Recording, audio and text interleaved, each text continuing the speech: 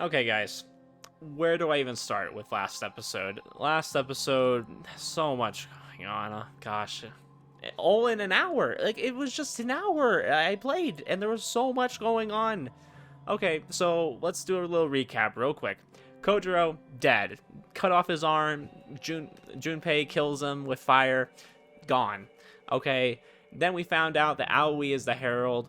Possibly is coming back to life. Maybe just delusional, is not actually coming back to life. Y'all were debating in the comments, because I just kind of speculated that it was some kind of supernatural crap going on.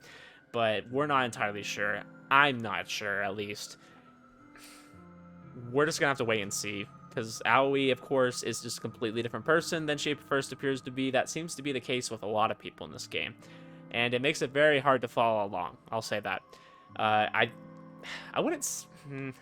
I don't know, my enjoyment of the game maybe decreased a little bit because I don't know, there's just so much going on, and it's a lot different than it first appeared to be.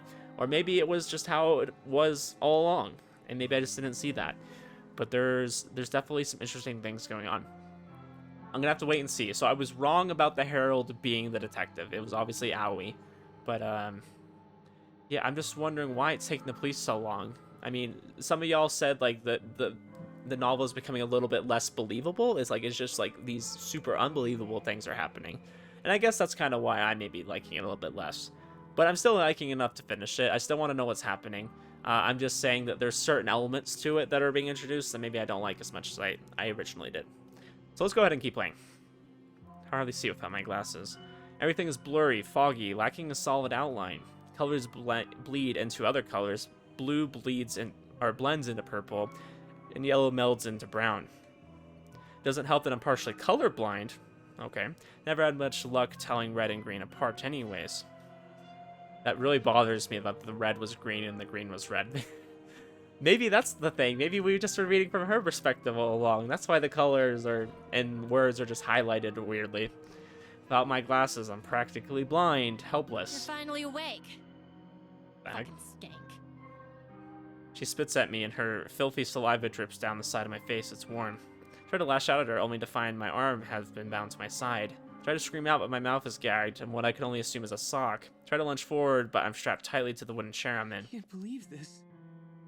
Okay, interesting. So maybe she didn't die. This is so strange. Shut up, Shinya. Jeez. But why are you guys ghosts? Why are you like so... Oh. Weird. Okay. Weird. Sorry. It's like a filter that I can get rid of. The blurred forms of Tomoe and Shinya are pacing the room. Even without my full vision, I can tell that the room is bright. Sunlight is pouring in from the open window. Just how much time has passed since I was knocked unconscious? Okay, I just thought they killed her again. And that we kind of got confirmation. I guess not. Screaming to the mouth gag somehow loud enough to capture their attention. Tomoe strides towards me and pulls a damp sock from my mouth. What do you want? Mumbles something about being able to see. Tomoe swears, stumbles around for a bit, and forcefully pushes my glasses on my face. What are you going to do to me? I don't know. That's up to this genius. Her arm gestures towards Shinya, a pointed finger loaded with accusation. Me? Look, I didn't mean for any of this to happen. I just saw you were in trouble, so... Why are you here anyway? We're done. Over. I wanted to see you. Ah! Not in the mood for their lover squirrel. Let me go. Or bury me. Either way, don't keep me here. You nearly killed me, bitch! It's taken all my strength not to murder you right here! Go ahead. Try it. Okay, those are fighting words. You can't kill the dead. You're a freak. Let me call my father. I'm sure he can take her in for questioning. He can find out her motives for attacking you. I already know why she attacked me. She's trying to take down everyone associated with Oh yeah, because Shinya doesn't know. I wonder, is Shinya not privy to Tomoe's relationship with Corpse Girl? Ooh, I wonder if she's going to blurt it out right now. Intriguing. As Tomoe's former boyfriend, I simply assumed he was a part of the operation. I thought he was an accomplice. He doesn't know anything, and then I don't need to kill him. One less person to deal with before I go after Noriko. Yeah, I feel like she's really trying to keep it from him. Maybe for that reason. However, I need to focus on getting out of here first. If you let me go, I'll never bother you again. That's some BS. Don't even. Why should I believe you? You followed me to my freaking home! I'm sorry. Yeah, don't believe this crap, please. Then I'll exchange information for my release. I'll tell you anything you want to know. I would just ask her about it and then not not let her go. Like I care. I'm done with all the shit between Noriko and you. Noriko? Has she got something to do with this? Shut up, Shinya. Wow, stop being so mean to Shinya. Now that I know he's not like the Herald or some crazy thing, I think he's just actually a good guy. Perhaps he's my ticket out of here. Turn my head to him and wait until he looks directly at me. Shinya, I'm so thirsty. Can I have some water? Gosh. I mean, Aoi was never, like, my favorite character in the game, but, gosh, she's just gotten worse. Definitely just don't like her now. Pauses, but since Tomoe doesn't interfere, he ducks out of sight. He returns within seconds, holding a half-filled cup out to me. Bob forward as best I can against my restraints and take a sip of the lukewarm tap water. Thank you. Worth noting how easy he is to manipulate. He's the complete opposite of my Junpei, who is strong and independent, doesn't let anyone mess with him. He literally got beat the crap out of him by Koji. What do you mean? So, about my offer. And the only way he killed Koji is when Koji was doing some psychotic thing and trying to kill himself. Will you let me go if I share information about the human removal service? Shina's face turns pale. Human removal service? That's... I really couldn't care less about all of that. I told you, I'm done with everything. I see. Tomoe, she might have information that can assist with my investigation. We have to accept her offer. Oh, please. You're no cop as much as you fancy pretending to be one. I already told you that Father accepted me as part of the investigation team. You're a hack, a wannabe. And you're a Watanabe. That is her last name, right? Is Watanabe? Sounds similar. I thought it was funny. Why can't you just be happy for me? Shut up. Shut up, shut up! Tomoe storms off, the sheer force of her anger causing the walls to tremble. Shinya and I are alone in the room. Oh no. Don't want to waste another second. Shinya, I don't know everything that's going on, but it sounds like you're trying to solve the murder cases, right? I can't stand Aoi anymore. I really can't. That's right. I'm really helping the investigation team, you know? That's good. Very good. Please, I have information that might help you. Will you let me go if I share it with you? His nervous eyes dart around, searching for any signs of Tomoe's presence. Then he looks me dead in the eyes and says the very last thing I never expected to hear. Let you go if you help me kill Noriko Kurosawa.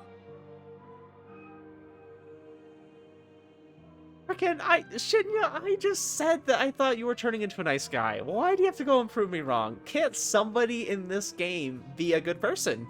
I want to believe, but nobody is. Nobody. Nobody.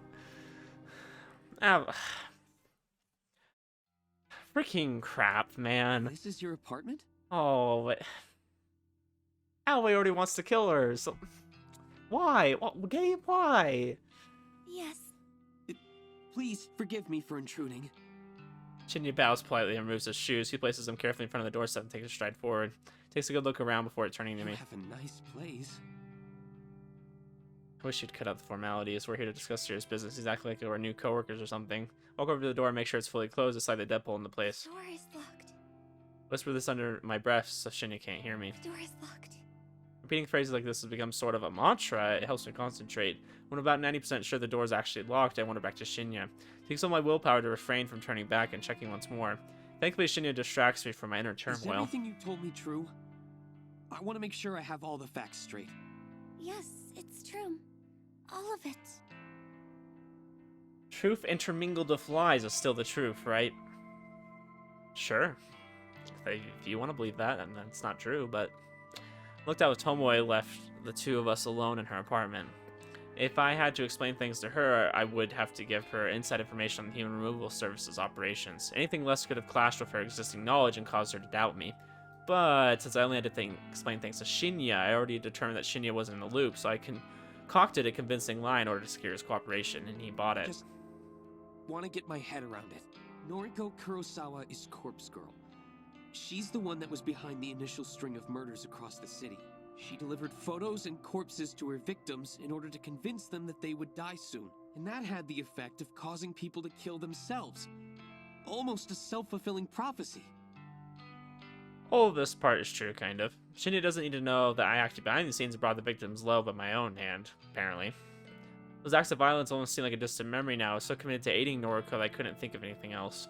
In the end, my assistance didn't help my own situation. I only propelled Noriko's ego into the stars and continued to suffer my cursed half-existence. It wasn't long before another group started killing people in much the same way as Noriko did.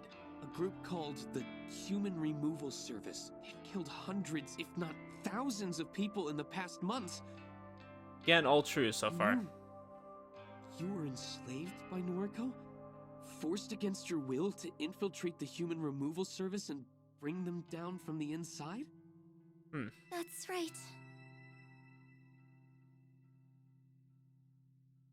Oh boy. That explains why you want to kill Noriko.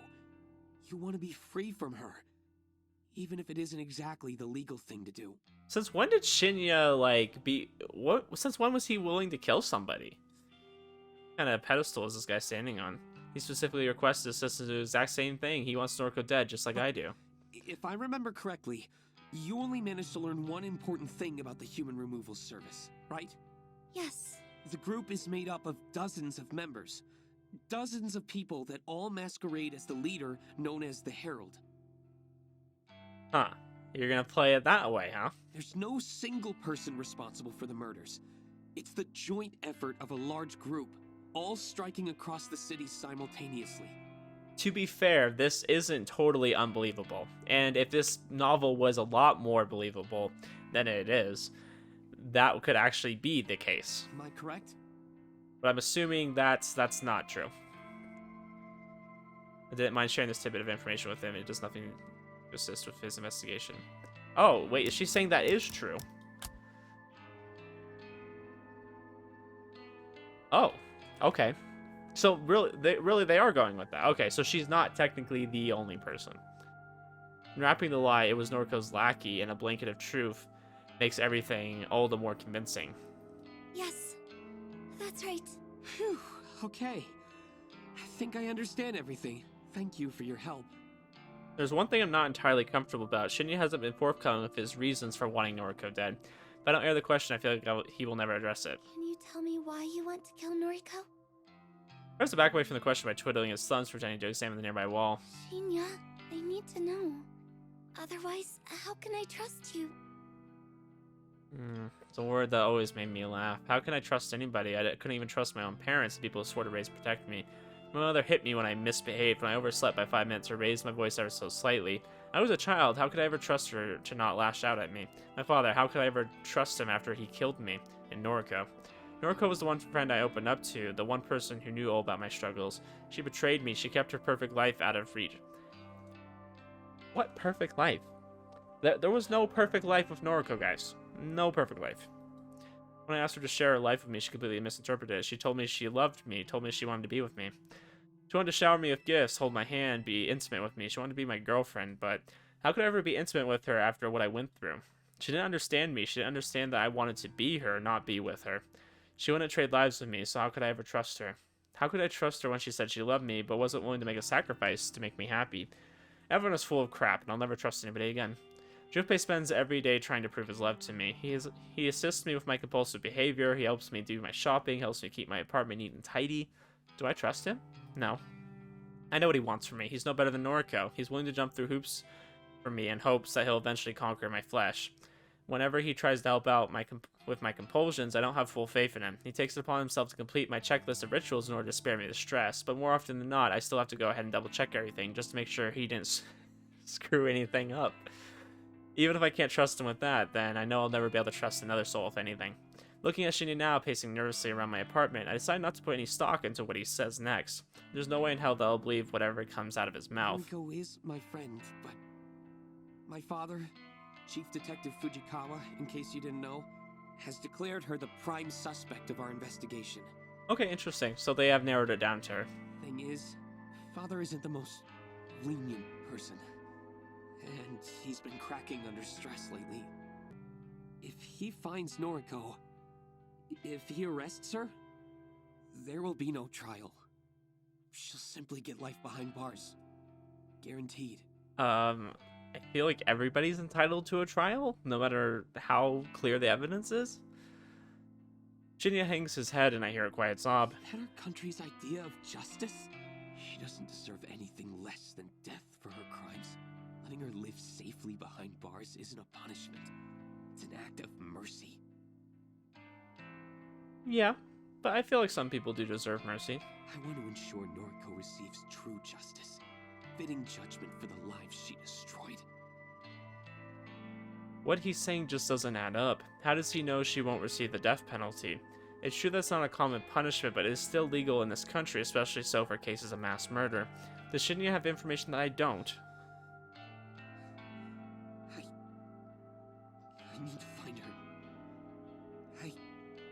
Interesting. So they're implying that Shinya doesn't really believe in the legal system enough to do what needs to be done. I need to hand her the justice that my father is too cowardly to deliver. Whatever. I'm already sick of this guy. He acts like he's been personally wronged by Noriko's crimes, like he's so high and mighty he knows what's best. I doubt he knew a single person that Noriko killed. Yeah, he did, actually. Fine. To be honest, I don't really care about your reasons. As long as you want Noriko dead, then our goals are the same. But I have to ask, will you turn yourself into the police after you kill her? Once again, Shinya hangs his head. I'd regret if I didn't. He leaves his sentence hanging in midair. It wasn't exactly a confirmation. There's only one problem. I have no idea where Noriko's hiding. She doesn't live in her apartment anymore. She doesn't show up to her office. I know that she has a factory that she runs her operation from, but I can't find it. I see. I might be able to help. Tomoe and Noriko used to spend a lot of time together. I'm not sure what they used to get up to, but I checked the travel history on Tomoe's IC card, and she made a lot of trips to Shinokubo. Our IC card. For people traveling by train every day, buying single-use tickets is often a pain in the butt. Reusable IC cards are more convenient. You can top them up with money and simply swipe them at the ticket gates to have your train fare automatically deducted. Best of all, they keep a record of your transaction history in the stations you traveled to recently. The fact that Shinya even thought to look at Tomoe's travel history makes me want to reconsider my initial assessment of this guy's detective skills. Shinokubo, you say? Yeah. Can't imagine what she was doing there, but all the dates she traveled to that station coincide with days she claimed to be hanging out with Noriko. I still don't think Shinya realizes that Tomoe was in on Noriko's operation. Regardless, this is valuable information. Chances are good that Noriko and Tomoe spent a lot of time together at their factory, and that the factory very well may be located in Shinokubo. I'll feed this information to Junpei and see what he makes of it. Perhaps he knows something I don't. Thanks for the info. That's enough for today. I'll contact you when I locate Noriko. Alright. I didn't expect Aoi to be the kind of antagonist to Noriko, though. This is quite the interesting development. Hey, just one more thing. And then she's teaming up with Shinya, of all people. What is it? If you've been wanting to kill her, then why haven't you just called her and asked her to meet up with you? He thinks he's so clever. He thinks he has everything all worked out. He doesn't know crap. It's not that easy. I need to find where she's living and running her operation from. I want to destroy everything involved with Corpse Girl. I want to burn her factory to the ground.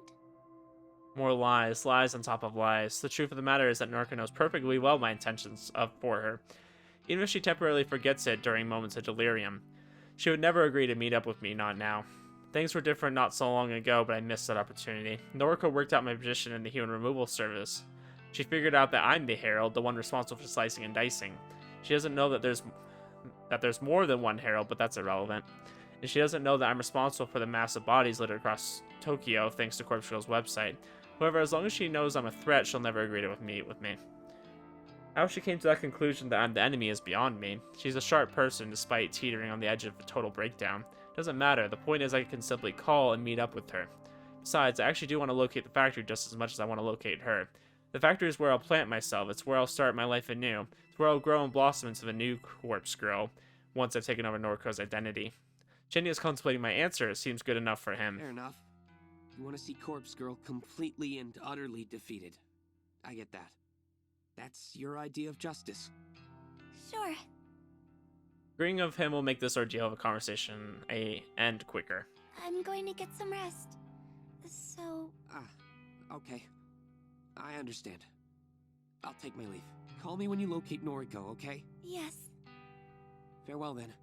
Why does she say after everything she does that it's a lie? Like, I understand she is lying, but it's like, why does she need to say lie? He makes his way to the door, and I don't take my eyes off of him until he disappears through the portal. While he's gone, when he's gone, I tiptoe towards the door and confirm it's fully closed. I make sure the door is snugly nestled in the wooden frame. I lock the door handle and slide the deadbolt into place. The door is locked. The door is locked. Alright, you gotta check it. They fail you. In my mind, with illusions and phantoms, the door seems to be locked. But why should I trust my eyes? I don't trust anyone. Why should I trust parts of myself? Can't even see colors clearly. Red, green, whatever. I can't see anything without the aid of glasses. The door has to be locked. It has to be, otherwise I won't be able to walk away. I won't be able to stop thinking about it until I come back and check again and again and again. The door is locked. Turn away, take a deep breath, and immediately turn back. The door is locked. The door is locked. Pretty sure the deadbolt is in place. It certainly looks in place. I'm so exhausted. I'm tired of the routines and rituals. Why can't I just walk away? If I walked away, the problem wouldn't exist. I wouldn't be stuck standing here checking and double-checking something so trivial. If I could walk away, I wouldn't be so full of stress, so worked up about things that ultimately don't matter. Another deep breath and take a step back. Door is locked. Sprint through the room, sprint through the hallway. I slam my body into my bedroom door, throwing it open wide. Collapse on my bed. I ignore the nagging in my brain telling me that the door is unlocked. I ignore it until it feels too real and I have to scratch at my flesh to distract myself. Pull my pillow over my head and hold it tightly around my face. I'm safe here, safe in my bed. The door is locked. Try to convince myself to fall asleep, tell myself I'll feel better after I rest. I hope I lock the front door. Gosh, I can only imagine how difficult that would be. Like, it's frustrating just reading that. I can only imagine if you were somebody who actually had a condition like that, where you're constantly doubting yourself. I reckon I'll have some work for you soon. The other heralds have been keeping the numbers up. There just haven't been any requests for this area lately, you know? Yeah. Only half listening to Junpei. He said something about why I haven't been tasked with killing anyone lately. I don't really care about the reasons. Junpei's the only one in contact with the leader of the human removal service. I just take orders like all the other heralds. Not that I met any of them. Every herald has their own district, their own turf. If a request comes to our website, it gets allocated to the herald closest to the victim. It must have been a week since I last got a kill, maybe 2 weeks. It's not like I like the killing, it's not what I want to do. I fulfill the request simply as a way to antagonize Noriko. It's my role to play in backing her into a corner and shutting down Corpse Girl. And so far, thanks to my contributions to the human removal service, we've been incredibly successful. Corpse Girl is all but a distant memory to the general public, but people really want to request somebody's death, they come to us, not her. I don't plan on remaining with this group for much longer. After all, Noriko is pretty much already broken. She's a wreck. Once I find her, I'll possess her and quit this group. Then I'll finally have the life I've always wanted. Noriko's life. I'll resurrect Corpse Girl when I feel like it. I'll use my inside knowledge in the human removal service's operations to bring them down myself.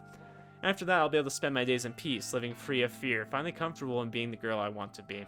I'll truly be Noriko. Hey, babe, you in there?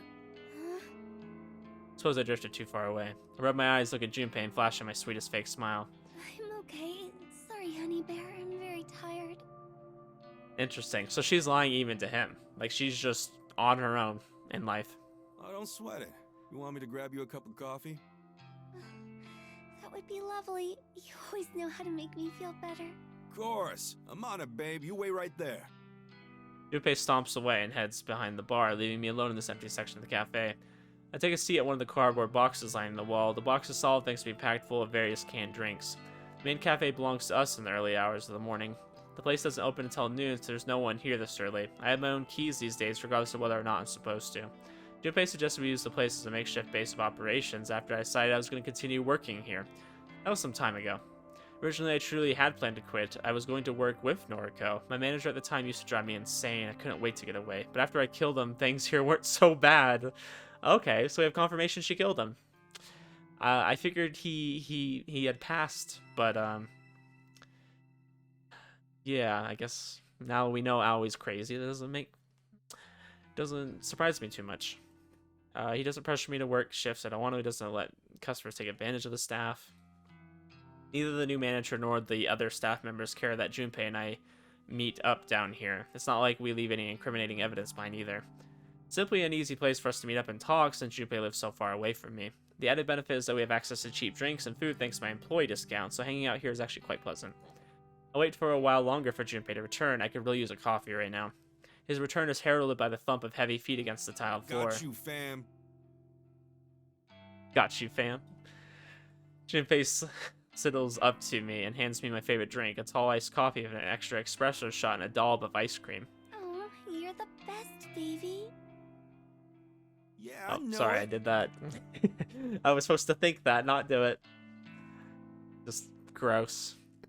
He giggles in his insanely irritating, high-pitched way and begins to chug down his own latte. So I wanted to ask you a favor. Anything for you, honeybee.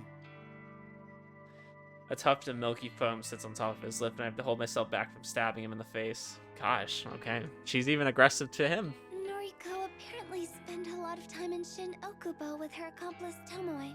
Shin Okubo, huh? Good old K-Town. What'd they go there for? Karaoke? Doubt it. Noriko sounds like a drowning cat when she sings. Then what? Goes for the Korean barbecue. Well, I'd like to think that's where the factory is located. Oh, gotcha. Ooh, you could be onto something. Yeah, I think so. Trip from Kojiro's morgue to Shin Okubo wouldn't take that long. Since they used to move a lot of bodies around, it's definitely a viable location. I agree. Right on. I'll look into it. I'll track down factories in that area and get my troops to investigate each one. I'm careful not to let him see me roll my eyes. By his troops, he means the guy he plays online games with, a bunch of teenagers that will look up to him because he's a top-ranked player. They're not involved with the human removal service, they're just pawns that Junpei uses to complete legwork around town. Sadly, they're happy to serve him because they all see him as their sensei. Well, let me know what you find out. I mean, he probably is the biggest weeb out there. I'm itching to get this all over with. My love. It's increasingly difficult to act pleasant around Junpei. My mouth tries to clamp itself shut every time I use a pet name or affectionate term. I know that my time to discard him is near once I become Noriko, then. Count on me, sweetums. Now drink up and get your energy back.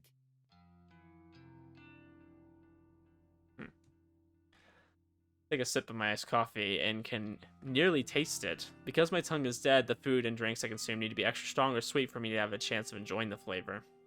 But Junpei doesn't know this, he just thinks I have a sweet tooth. He can think whatever he wants, because I just don't care.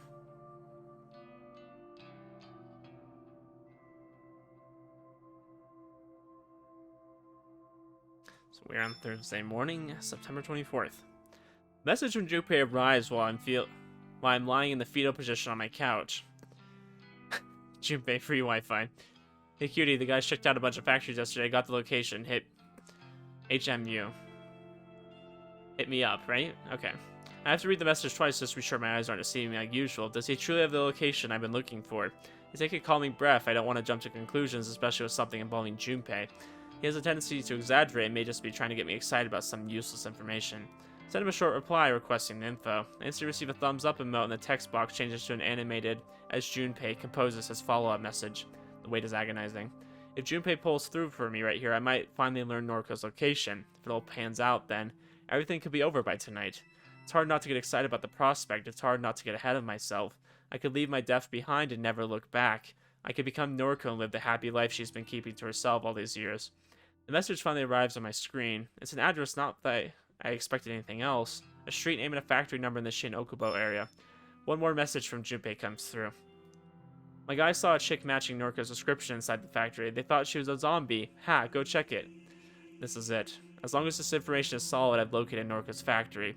My entire body begins to shake, and icy chill washes over me as though we just walked into a cold shower. It's a strange sensation for a dead girl to feel. Pain doesn't affect me, and yet the cold is something I can never banish from my bones. No time to focus on that. I have to stay calm, need to concentrate and pull myself together. I launch myself up from the couch and collect the backpack hanging over the coat rack. I unzip it, run my hands through its contents, and convince myself that everything I need is within. After swinging the bag over my shoulder, I throw open the apartment door and venture outside. Oh boy. So we're gonna see something happening here. Factory's a rundown mess. How can anyone live here is beyond me. Suppose I'll just have to find a way to make it feel like home. Maybe once I'm inside Noriko's skin, I'll be able to understand why she is comfortable here. Yeah, the more I look at it, the better it seems. This will be my home. I'll be Noriko and live here happily ever after. Gosh. So creepy. I'll sit back and enjoy the life she has been withholding from me. Firstly, I need to find somewhere to change my clothes. I can't kill someone when I'm wearing my nice dress. That's just not acceptable. I did consider changing at home, but then I would have scored funny looks from people on the train ride over here. It's strange that a dead girl fears entering a socially awkward situation. I always go out of my way to avoid uncomfortable situations. Perhaps it's just a remnant of the life I once knew, something I couldn't quite leave behind. It's the same as my obsessive compulsions. They cling to me like carrion flies swarming over my corpse. I shouldn't be worried about any of those things, but dead or not, my mind can't just discard the anxieties that shaped my entire life. Wait, what am I doing? Why am I trapping myself in pointless thoughts? My goal is right in front of me. Noriko's on the other side of that brick wall, completely unaware of what is about to happen. A heavy-handed slap to the face doesn't sting, but it causes me to reevaluate what I'm doing. Focus! First, I'll change into the gear provided to me by the human removal service. Then I'll shimmy into the factory through an open window. I'll locate Noriko and drive a knife into her chest. I'll pluck her still beating heart from her body like a ripe strawberry. Then I'll carve my name into the pulsating blood-spurting organ. Noriko's life will be over and I'll be reborn. I'll baptize myself in her lifeblood and become the girl I've always wanted to be. And I'll be happy. Happy just like Noriko. The smiling, carefree girl I spent my youth with. The girl that faced her mother's attempted suicide with a stoic smile. The girl that didn't flinch when her father walked out. The girl that stayed inside day after day when the outside world just became too scary to face. The happy, carefree girl without a single real problem. She never knew how good her life was. She wouldn't have lasted a day in my shoes. I hate her so much. I'm going to become her. My backpack hits the ground with a dull impact. I tear my yellow sundress from my shoulders and let it fall to the ground just like a snake sheds its skin. The cool afternoon breeze bites at my naked skin and makes the tiny hairs across my body stand on end. Why can the dead feel the cold? The dead shouldn't feel anything. I crouch and rummage through my backpack, withdrawing my change of clothes. Slowly, calmly, deliberately, I dress myself in the dark gear that marks me as a herald, one of many. I note the comforting weight of the 4 knives concealed within my jacket. 1 in each sleeve and 2 against my chest. It's important to be armed to the teeth. After donning every article, I pull a broad mask out of the bag. A mask in the likeness of Corpse Girl, my enemy and my future identity. I slide the mask over my face, and a curtain of calm descends over me. This is the last time I march forward in the name of the Human Removal Service. This is for my own personal agenda. The scheming of that rebellious group of killers no longer guides my hand. The time has come. I approach the factory's front entrance and try the door. Simply out of curiosity, I don't expect Noriko to have lowered her guard so much, and yet, the door swings open. She left it unlocked. A mistake I never would have made thanks to my overbearing compulsions. I wonder if she's in there. I'll have to find out. The place reeks of death. If I wasn't so accustomed to the smell, I'd probably vomit. Do dead girls vomit? The dull, steady hum of an air conditioner registers in my consciousness, but it doesn't distract me from examining the surroundings. Countless empty body bags are strewn across the pockmarked concrete floor. Some are stained with brown blood, and some are completely clean. A series of shelves, almost like warehouse racks, run along the walls and across the floor in haphazard patterns. Whoever planned this layout was out of their mind. However, this is home now. My home. Soon. Striding forward, I weave between the shelves and step over discarded body bags. So far, there's been no indication of Noriko's presence. Still, I draw a knife from inside my sleeve so that it rests in the palm of my hand. The metal handle is cold. Cold. Why do I feel cold? The entire factory is like a freezer. How can Noriko live here? My torso twists in reaction to the monotone syllable. The quick movement sends a shooting pain across my chest. Pain? It's you. Hello, Harold. It took me a while, but I figured out what your mask is supposed to be. It's like an artistic representation of Corpse Girl, right? The Corpse Girl mascot that appears on my website. Yeah, kind of. Noriko flashes her phone at me and I glare at the website displayed. That's totally copyright infringement. Yeah, totally. Don't know what to say to her. This is exactly how I imagine this counter would play Why'd out. you fake Junpei Matsumoto's death? You know what I'm talking about, right? That time we met in the underground parking lot. You planted a look-alike corpse to fool us into thinking Junpei had died. Total Corpse Girl move, by the way. Guess you stole that strategy from me, too. That's I a sense lawsuit. Steps forward with a hand outstretched. I instinctively lash out with my knife and slash her wrist, but her hand comes to rest on my shoulder, the tiny nick from my inaccurate blade not even prompting a spurt of blood. Ouch. That stung a little. Where are they going with this, guys? Is Noriko gonna be like Shizuku? Or is it Shizuko? It's almost comforting. I miss you. I really miss you. Can you take off the mask? Can we just talk? I don't take off the mask. I don't know why I'm standing here listening to her. I don't know why her presence and her reassuring hand has caused me to lower my guard. This was the happy, carefree Noriko I grew up with. You're so beautiful, Aoi. I'm really sad we can't be together. How are things with your boyfriend? That single useless word crawls out of my rotting mouth like a diseased maggot. It's all I can bring myself to say. You can't tell me? That's okay. You used to be so open with me. And then, you died. We tried to keep our friendship going after that, but we've never really been the same since then. I hope you get the help you need, Aoi. I hope one day we can put all of this behind us. My fingers loosen, the grip of my knife weakening. Falls to the concrete ground. I don't need it anymore. I tense my arms and squeeze my hands together, desperately trying to crush Noriko's throat between my fingers. Her skin is warm and flesh is red as her grip tightens. She kicks against me, but the pain doesn't register. She's weak and frail. Her strangled cry is drowned out by my own grunts of exertion. Anemic fingers swipe at my arms constantly, only serving to irritate me. I could hold her neck in one hand and use my other to plunge a knife into her face. I could continue to strangle her until I crush her windpipe, or I could slash her stomach open and let her intestines spill out into the ground. All the options are appealing. All the options can be put into motion within seconds. Take my right hand off her neck and slip it into my jacket, ready to pull out a knife. My left hand closes tighter on her neck, and Noriko closes the distance between us, causing my elbow to bend and allow her closer. Her forehead slams into my own, and my neck recoils backwards. I'm falling to the ground, only able to blink once as I try to work out what just happened. She somehow summoned the strength to headbutt me, frail, weak, ghostly Noriko. She actually stood up for herself. She actually struck the person she loves. I'm dazed but ultimately uninjured. I don't even feel the impact of the skull against the concrete when I land flat on my back. Noriko towers over me and rubs her neck, her ragged breathing even louder than the thrumming air conditioner. Sorry, Aoi. I had to defend myself. Please, get up. Let's talk about things. I slip the knife into her side and feel it slide neatly between two of her ribs. Her taut, thin skin does nothing to resist impalement. Noriko looks down at the wound and mumbles in surprise. I drive the knife in deeper, and with a flick of my wrist, I pull it sideways, slashing her belly wide open. An arcing stream of blood sprays from the savage wound and forms a macabre rainbow before me. Noriko coughs and gags as she frantically tries to stem the tide of blood with her hands. Damn it! Corpse girl will... She falls to her knees.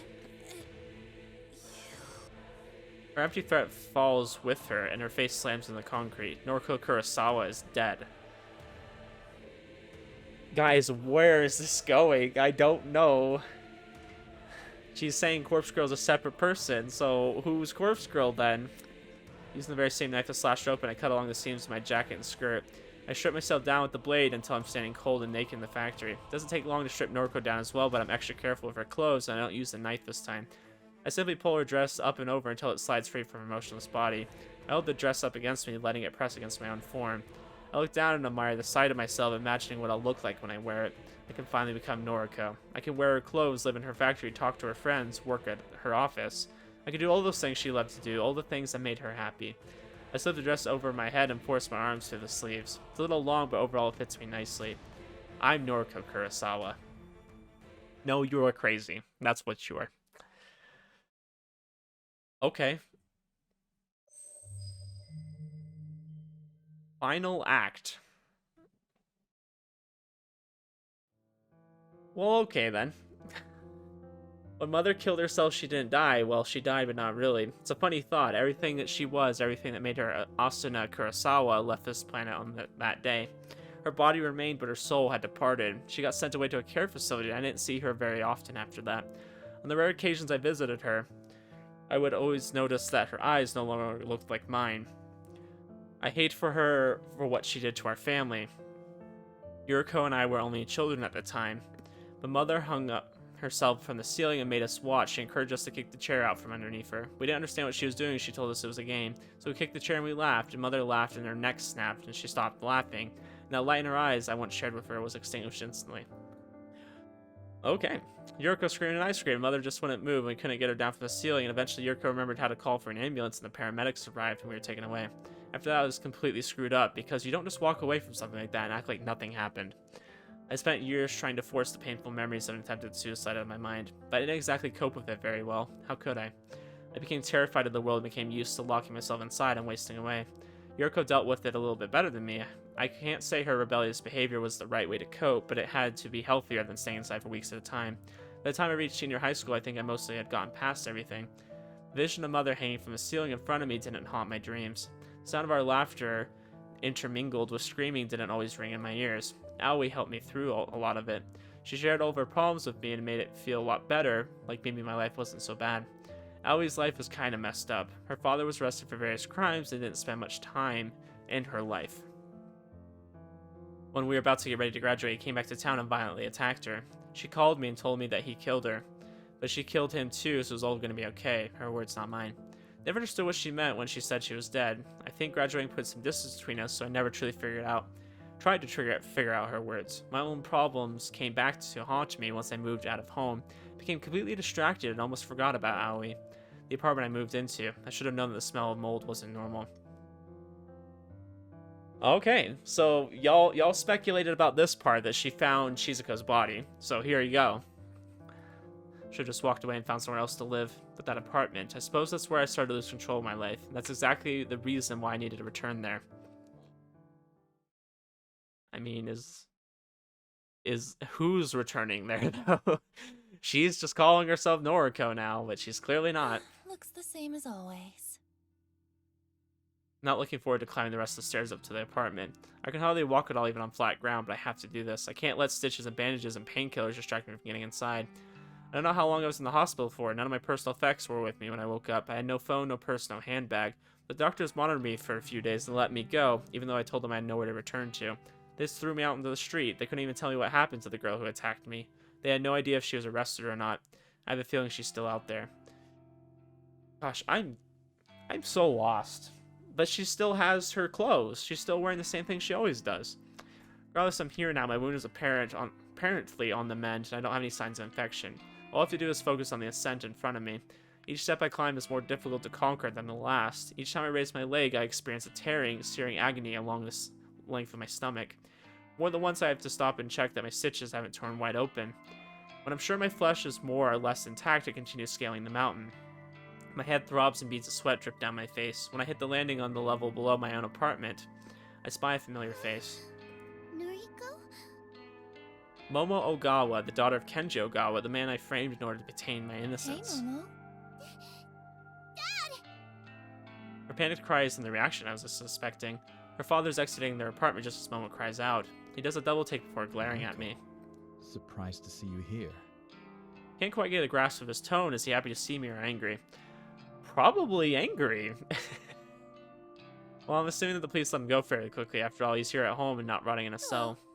Your landlord said you disappeared. Yeah, kind of. Are you okay? You look like...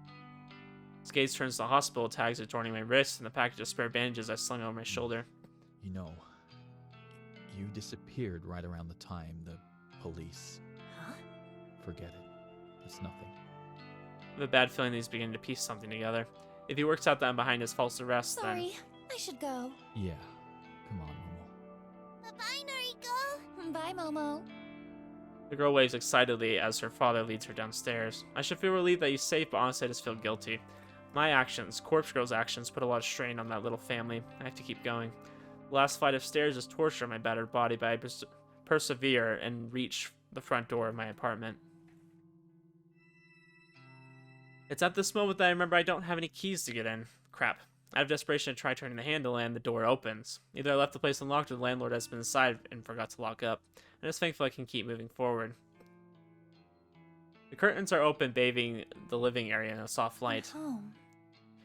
Home. No, that's not right. This isn't my home. This isn't Noriko's home. This is Corpse Girl's home. Never really lived here. I simply existed within these walls. The real Noriko is held hostage by an omnipotent presence sealed in this home. The things here are just as I left them so long ago. So, is she implying that Shizuko, had some power over her? Are we going to Supernatural? I don't know. They keep playing around it and not really confirming it to me. It's a comforting feeling, but at the same time it sends a chill down my spine. It's time to move on. I stride with purpose towards the kitchenette and slide open one of the drawers. Inside is a small mallet with a metal head. It's a treasure I acquired from the garden shed on the apartment grounds back when I first moved in. It's not very large, but that suits me just fine. I don't have the strength to wield anything bigger than this. Bringing it to bear is still a great deal of effort. Grip the handle with both hands and lift the deceptively heavy tool. Equipped with this tiny tool of destruction, I slowly lurch through the hallway. Oh boy, she's gonna break through that poorly sealed wall. Make my way to the very end where a blank, stark white wall faces me. The paint in the wall is peeling like it was slapped on without care. Plaster is cracked like it was applied by an amateur. The lingering stench of mold is at its strongest when I stand in front of this wall. Bring the mallet down with both arms, the heavy metal head crashing into the wall with as much force as I can muster. The struggle of bearing the mallet is taking its toll on my wound. I feel the stitches in my stomach threatening to snap and break, but I can't stop here. I can't stop until I've crushed this wall and revealed the glittering contents of the trove hidden inside. Another swing and another crash against plaster. A cry of pain and another hole in the wall. I scream and swing and hammer and groan and slash and weep, and the wall crumbles beneath my sheer force of will. White dust clouds my vision and provokes me into a coughing frenzy. When my eyes and throat clear up, I throw them out to the carpet and venture forward. I clamber through the human-sized hole in the wall and find myself within the secret cache on the other side. What are we about to see?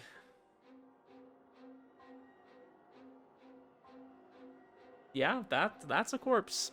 Yep. And the stench assaulting my nostrils no longer disguises itself as mold. It's the fetid malodor of rot and decay, the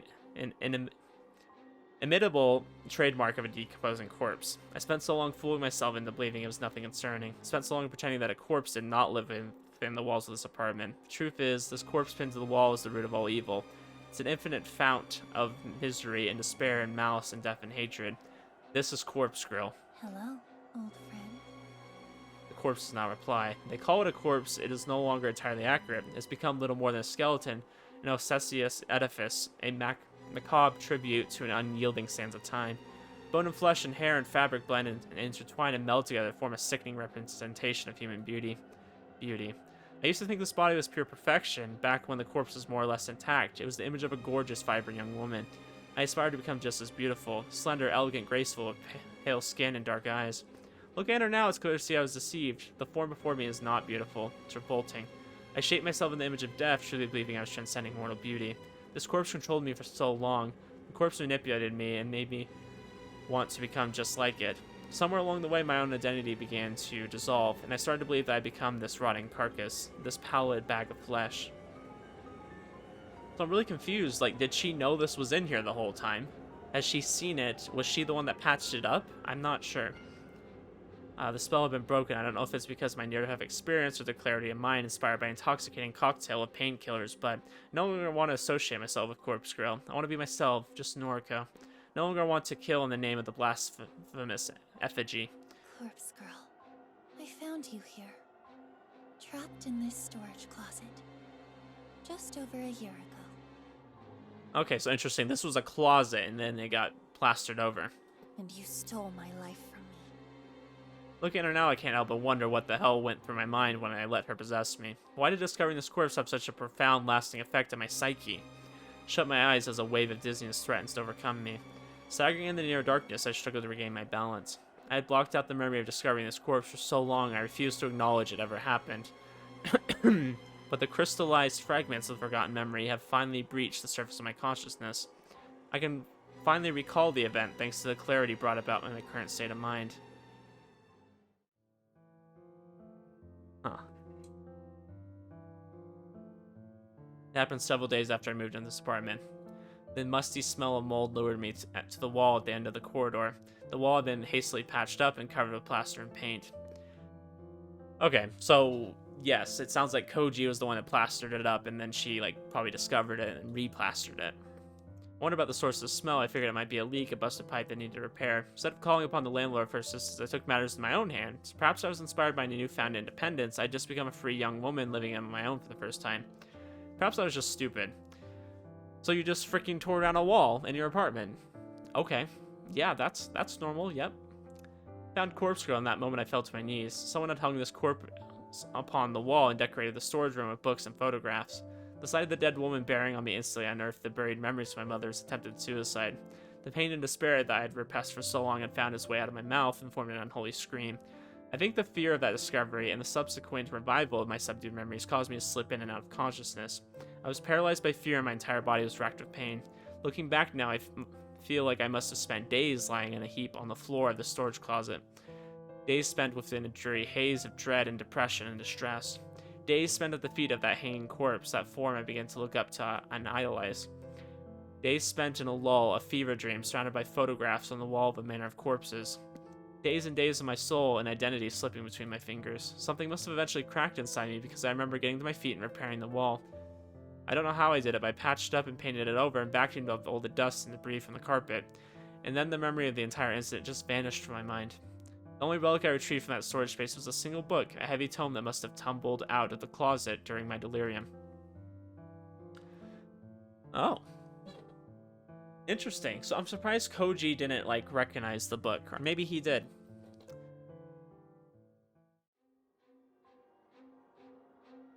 Now, Corpse Girl doesn't look the way she used to. Uncovering her today hasn't shocked me into submission like it did all that time ago. Am I stronger now? No, not really. But I was prepared to face her this time, and now I'm here to bury her. As I calmly assess how difficult it must be to retrieve her from her position, my eyes fall upon the dozens of photos plastered haphazardly across the walls. Photographs of nameless bodies printed with an instant camera. There must have been 10 or 20 or 30 corpses across the entire series of images. I don't recognize any of them. That's the only comfort I can take from viewing the images, the comfort that I'm not the one who decorated this room with these macabre visuals. Whoever put these photos up is undoubtedly the same person responsible for hanging Corpse Girl on the wall. All the photos look so real and all the corpses are in such normal situations. There's an image of a decomposing body sitting on a bench waiting on a train platform. He's wearing a suit like an ordinary businessman. Another image is of a headless corpse at a dinner table, dressed in their Sunday's best, and they're sharing a candlelit meal. Sounds like, all the things from Sinclair Noble's books. Corpses going about their daily lives is really reminiscent of something else I've encountered before. Book I read. Instinctively, my eyes darted to the pile of books toppled over in a corner of the storage room. There are dozens of duplicate books as if they were abandoned here by their own author. I crouched and dust off the cover of the book at the top of the pile.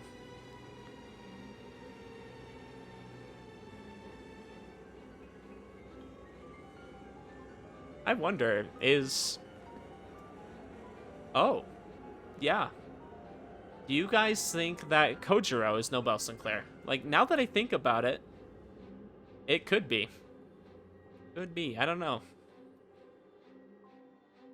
Underneath 10 more copies of the volume is a different book with a familiar cover, Strange Flower. I know this. The very same book that Kojiro lent me so long ago, except the book is not some worn, well-read library copy. It's in pristine condition, save for the layer of dust coating it. There are nearly a dozen copies of this book as well. Someone intentionally abandoned these books here, and the fact that they are accompanying so many photos of corpses, not to mention Miss Corpse Girl herself, is no coincidence.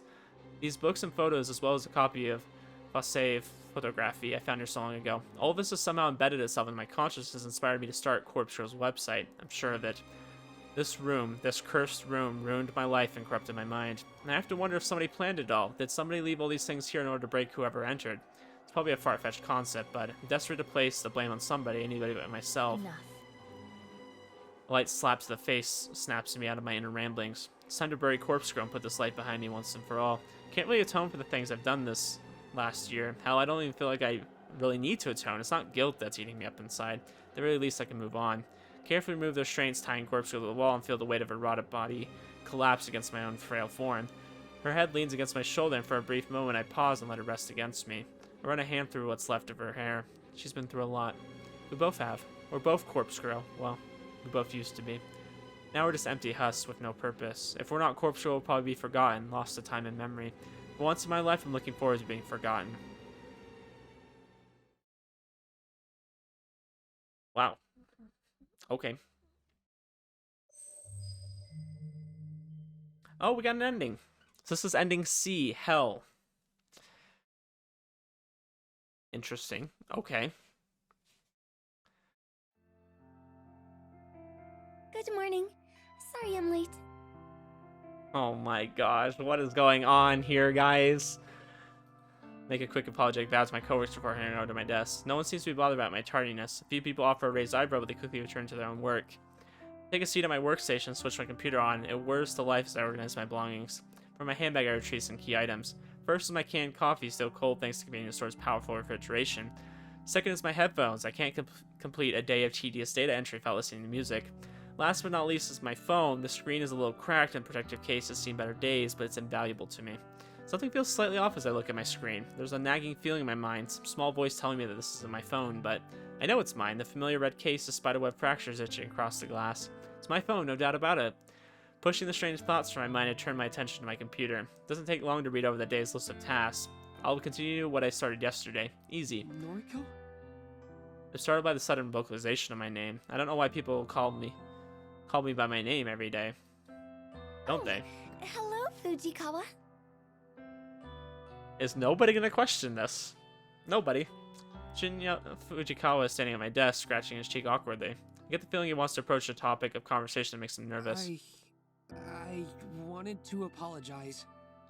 I haven't been present in the office of late. Was there anything you needed to discuss with me during my absence? Think about the question. Shinya and I don't really talk on a day-to-day basis. His work is fairly unrelated to mine. I'm just a data entry temp after all. We do have a history together, I suppose. We went to school together after all. We were never exactly friends. Actually, everyone kind of had a feeling he had a crush on me, but he's not really the type of guy to make a confession. Al used to joke about how he and I would make a cute couple, but I could never see it. He was, and still is, far too dull for my taste. Why does that name sound so distant? I try to put a face to my name and my mind draws a blank. She was my best friend, and yet... Noriko? Oh, sorry. I get lost in my own head sometimes. Yes, I see. Guys, I don't even know what's going on here. Well, if there's nothing you need, then I'll be on my way. Okay, then. Say, your old friend, Aoi Sato, have you heard from her lately? No. Actually, I feel like something must have happened to her. We haven't spoken in... God knows how long. This is so weird to see, guys. Is that so? That's too bad. Nobody's questioning this. Kinda odd that he leaves the conversation with those last words. He simply walks away from my desk.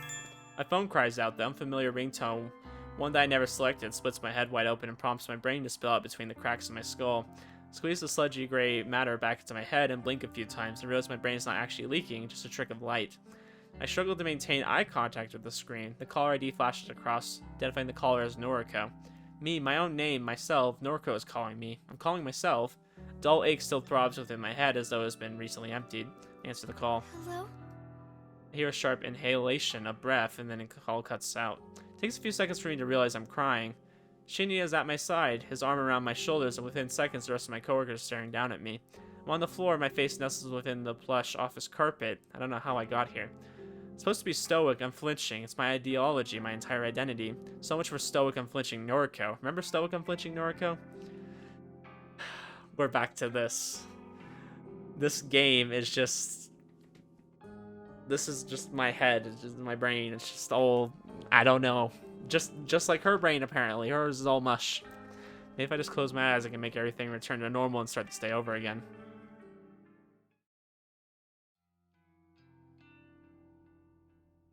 The stairs upward feel particularly difficult to climb today. It's a rather strange day at the office, but I know returning home to my family will make me feel better.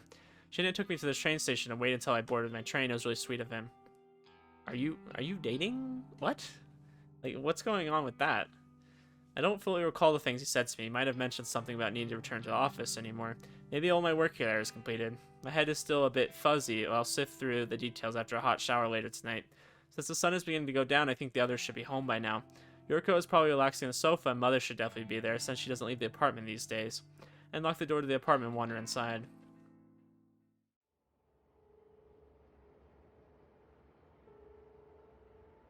I'm home.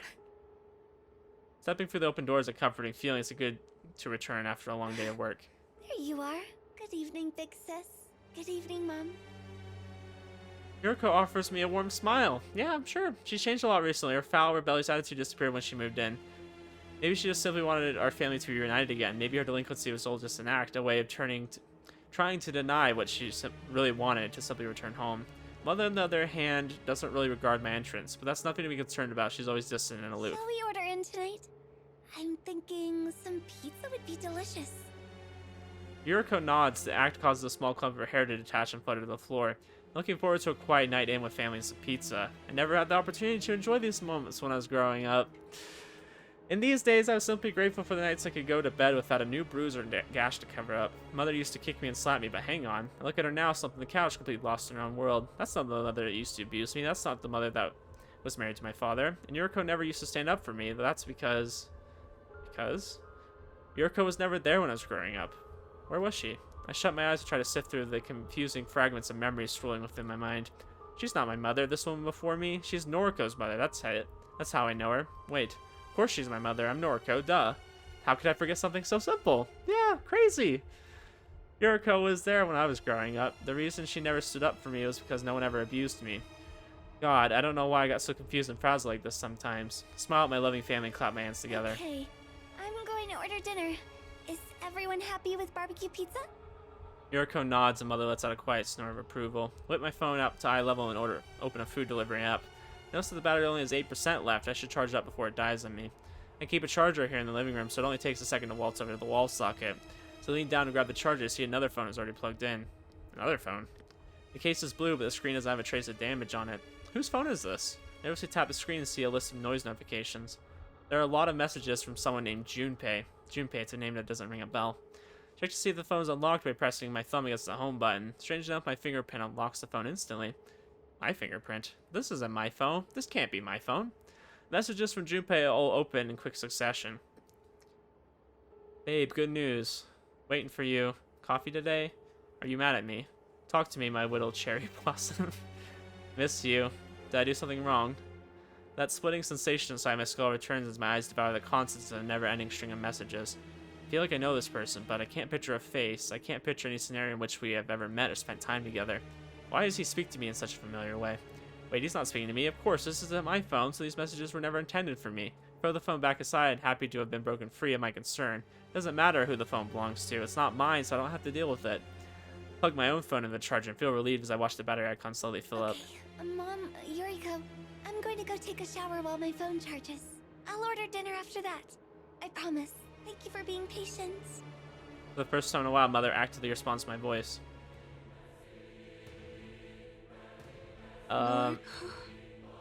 Bruh, what? You are tripping right now. Her head lifts slightly and she grabs me with dull eyes. Mom? Where am I? You're not Noriko. A bead of sweat forms in my forehead and a shiver scrolls slowly down my spine like a spider. Her firm accusatory tone immediately chills me to the bone. Of course it's me, Mom. It's me, Noriko. No, you're... Where... Panic settles on her delirious face. I don't exactly blame her for being scared and confused. She's been in a near vegetative state since her attempted suicide. But for her not to recognize me, for her to forget what her own daughter looks like, that's inexcusable, unforgivable. I'm Noriko. I fall to my knees, the splitting, throbbing, aching pain in my skull reaching a crescendo, threatening to blow my brains out across the living room. Noriko! Noriko Kurosawa! Look at me, Mom. Look at me. Mother's eyes widen and she looks like she's gonna vomit. She turns to see Yuriko, white and ghastly, in the seat next to her, and tears form in her eyes. Have you done? What is this? Just shut up! Just shut up and be a part of my perfect family! Look at us! All three of us! We're the Kurosawa family! And we're finally back together! We're happy, right? We're happy! Gosh, guys, what is going on with this game? Still on my knees, I slowly lower my head to the ground and let it rest on the soft carpet. I barely register the sound of the door behind me opening slowly. After creaking hinges come to a rest, a strong voice floods my ears. Harold. You're Noriko no longer. Got work for you. What is going on in this game? I don't understand. The source of the voice wanders down towards me and towers and floods out my own form. He said I'm no longer Noriko. Can my identity just slip away so easily? Can it vanish into the thin air like it was never truly a part of me? No. I will always be. I am Noriko! Leap to my feet and launch myself at the man who dared to enter my apartment and tell me I'm not truly who I want to be. Barely catch a glimpse of his face before he pummels me in the nose with a broad fist. I'm on the floor again in an instant, the dizzying light above me spinning in my blurred vision. Get your things. We're cleaning up after Corpse Girl's mess.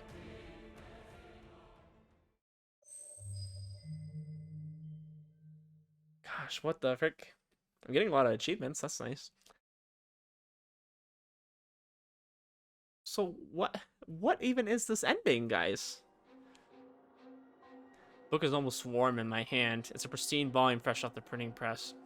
He's definitely Nobel Sinclair. I'm like, do I want to cover this in the next video? But I'm like so lost. I'm so lost. Like, things are just happening right after another.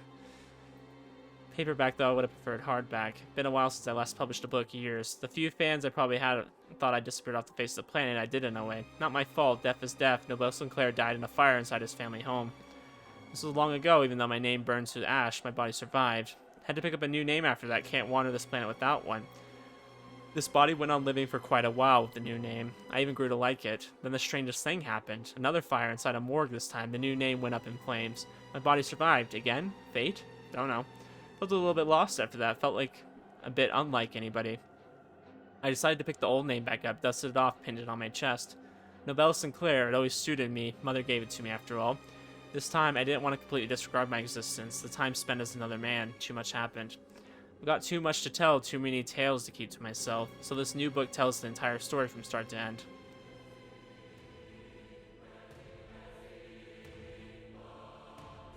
Dang, this is a freaking cool CG. Wasn't easy typing page after page with only one arm. So he freaking lived! What? How? One of the most taxing and challenging things I've ever attempted, but now it's done. Soon this new volume will hit store shelves across the country. The world will know everything. I use pseudonyms throughout the book to protect the identities of the guilty. Didn't print Noriko Kurosawa's real name even once. Didn't identify Junpei Matsumoto or even Aoi Sato. Didn't even call out Tomoe Watanabe, or even the wannabe detective that always chases me, Shinya Fujikawa. Most importantly, I didn't print my previous name. Not that name anyways. I confessed a lot of things within this text. I even confessed my involvement with the Human Removal Service. Getting caught up in the organization's web of death wasn't something I intended to do. It wasn't something that Kojiro ever would have done. But it was necessary. Necessary in order to finish the latest book. Noble Sinclair rose through the ranks of the Shadow Society within mere weeks. Chalk it up to his or my macabre experiences. Couldn't have done it without a connection I formed as Kojiro. Couldn't have done this without him. I'm at the top of the ladder now, so to speak. Got a bunch of killers on my payroll. Even the dog Junpei is on my leash now. So freaking Kojiro's the hair. What even is this game? What is going on? Like, this is just like... Original plan was to shut the Human Removal Service down. Delete its existence as a final act of love for Noriko. But the power is nice. The power is intoxicating. Again, Kojiro wouldn't have toyed around with something like this. I'm not Kojiro. I look over the book in my hand once more. It's heavy, full of words that carry more weight than they should. Other people believe the content of this book is out of control. Out of my control, but with those with a keen intellect will surely be able to piece the truth together. My eyes scan the cover and read over the large embossed letters. Corpse Factory, a novel by Noble Sinclair. Never been more proud of my work. Okay. Sure. Yeah. That was an ending. Yeah, that was an epilogue. Are they going to do a question mark after the end? Because I think there's multiple endings, so... Okay. So, we finished the game. What is Crow Factory? Do I want to know what this is? Noriko Kurosawa. Oh, frig, I probably don't want to do this yet. No! Oh, no, you get to play through the game as a crow. Okay, we're going back to the title, guys. We're going back. I'll cover that in another video. Oh, boy. Endings. Can I see which endings I have? Why is it loading? Oh, so I can just select the endings now. Okay, so we saw the epilogue, we saw ending C, so there's ending A, B, and a bonus ending. Interesting. Never seen a system like that, so I can see the different endings. I don't even have to, like, go through the game again. I wonder if the options really changed much, or... I don't know. Okay, we're just gonna, go back to the title, I guess. Do I just cover all of it in this? Do I just make this the last episode? I mean, I could cover all the endings, but we'll just make this a long one, I guess. I guess the next episode will be my little bonus one with the crow. So we have true, false, and epilogue. That's interesting. I got the hell ending. Of course I did. Let's go with the false one, and then we'll go with the true ending, and we'll go with the bonus ending. How about that? I have no idea what order this is going to be in, though. It's weird that it just lets you select the endings. Aoi and I used to dream about getting away, breaking away from all the stress and tension of our everyday world. She dreamt of going somewhere cold for a winter getaway, somewhere she could snuggle up by a warm fireplace and drink hot cocoa and feel at peace. I told her I'd like to visit a sunny holiday destination, but I don't know why I said that back then. It was a lie. I hated the sun. The harsh light and the warmth always used to leave my skin feeling prickly and scorched. However, things have changed through no plans of my own. However, for some reason, leaving behind the life of Corpse Girl helped me appreciate a few of the little things in life. I don't know why. Maybe I'm just happy I survived. Maybe I'm just glad I didn't have to keep living in that accursed apartment. I haven't fully recovered from the stab wound Aoi inflicted upon me, but I have been fully recovered from the scars she left in my heart. I'm like, what was the build-up to this like? I don't really know. I don't think I'll ever be 100% healthy again. My doctor says these things take time, but maybe a slight limp and a dull ache in my gut from time to time is a small price to pay for my life. I made the decision a few weeks ago to attempt a beachside vacation. It went well. Pale, ghostly Noriko Kurosawa sat on a beach and attempted to get a tan. I did it for myself, not out of a misguided notion that I should live out a dream vacation for Aoi's sake. Aoi can go on her own darn vacation whenever she wants. It's not like she's limping around with a cane and a serpentine scar across her beautiful skin. It's not like she had to struggle against the entire world just to get on an airplane. The beach was gorgeous, the water was pristine. Never seen anything like it in my life, but these moments of sunshine and relaxation were fleeting. Sitting alone now in this empty apartment makes that painfully clear. I had to return to Tokyo eventually, it was inevitable, but it feels like there's nothing here for me anymore. Maybe I'll move once more, go to Osaka or Nagoya. No one in Tokyo for me. No, Aoi, Kojiro, they're either dead or dead to me. Tomoe doesn't call me, doesn't answer her messages. Shinya. Nothing, no one in Tokyo for me. Yeah, there was no resolution with Shinya or Tomoe. There was no resolution with his dad, and interesting ending, honestly. I mean, maybe these other endings will show us more, but my eyelids gently close and sweet embrace of sleep takes me. I decided to go for a walk to clear my head, but after returning to my new apartment building, I somehow forgot my apartment number. I've only just moved in after all. Shit! How could I forget something so important? I wandered the cold hallways trying to locate my place. 238 or 248, which one was it? Completely lost, decided to turn around and search in the opposite direction. The turn, a slightly open door catches my attention. Who would leave their door open? Anyone could walk into your apartment and steal your belongings. This lock quickly scampers off as I find myself pushing the door ever so gently. Swings open, revealing a room lit by only flickering light of a television. Hello? You left your door open. Is anyone in there? My timid voice sounds unfamiliar to my own ears. I realize I've rarely spoken the last few days, save for the occasional pleasantries exchanged with the staff from the moving company. When no answer from within the room is forthcoming, I take a careful step inside. No sound comes from the television in the corner. It's been muted, but the screen has been left on for some reason. My eyes strain to peer in the near darkness. Once my eyes finally decipher the scene before me, I realize I'll never be able to delete the vision that's plagued me for most of my life. Oh. Is that supposed to be Aoi's mom? My mother hangs from the ceiling, a rope coiled around her neck like a boa constrictor. Or I guess that's hers? I'm so lost. Her mouth is agape, her half smile, half scream upon her lips. Her eyes are vacant and stained black with a filthy muck of regret. And her legs dangle helpless, unable to secure a foothold upon the chair that's fallen to the ground. The chair that I kicked out from under her while I laughed and laughed with Yuriko. A thick clump of bile bubbles up my throat, and it takes all my strength to resist kneeling over and vomiting. The body hanging above me, the soulless corpse rearing down at me. This is not my mother. This is not. This person, this nameless woman, she has been dead for hours at least. I didn't kick the chair out from under her. Yuriko isn't here laughing alongside me. I'm here alone. This woman isn't struggling. She isn't pleading for help or forgiveness. She isn't cursing her stupid mistakes. She's just gone. Just gone.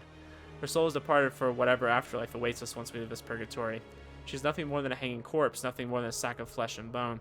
The disgusting urge to throw up begins to ebb away as I stare up at the ceiling. The light of the television illuminates the corpse's face briefly, revealing skin gently kissed by light freckles and eyes creased with soft wrinkles. She's older than me, perhaps by a decade, but she is by no means less beautiful than I am. Her hair is long and soft, and I get a sudden urge to brush it aside, to sweep it away from her eyes and tell her everything's gonna be okay.